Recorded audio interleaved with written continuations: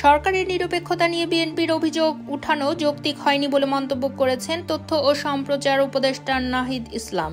তিনি বলেন, আমরা রাজনৈতিক দলগুলোর পরামর্শকে প্রাধান্য দিয়েছি, তাই বিএনপির পক্ষ থেকে পক্ষপাতিত্বের অভিযোগ উঠানো যৌক্তিক হয়নি। রোববার প্রকাশিত ইংরেজি গণমাধ্যম ডেইলি স্টারকে দেয়া এক সাক্ষাৎকারে একথা বলেন তথ্য উপদেষ্টা। উপদেষ্টা নাহিদ ইসলাম বলেন, রাজনৈতিক দলগুলোকে আস্থার রাখার জন্য গণঅভ্যুত্থানের পরপরই তরুণরা দল গঠন করেনি। তখন দল গঠন করতে অনেক বেশি মানুষ সম্পৃক্ত হওয়ার আগ্রহ দেখিয়েছিলেন, এখনো হয়তো চান। তাই তরুণদের দৃষ্টিভঙ্গি নিশ্চয়ই বুঝতে পারছেন।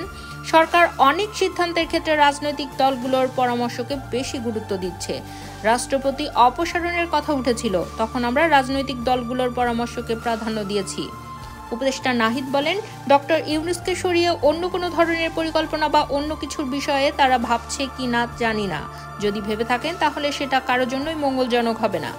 এমন পরিস্থিতিতে জাতীয় ঐক্যের জায়গাটি আগের চেয়ে কিছুটা কমছে কিনা এমন প্রশ্নে তিনি বলেন, আমার মনে হয় জাতীয় ঐক্য এখনো অটুট আছে।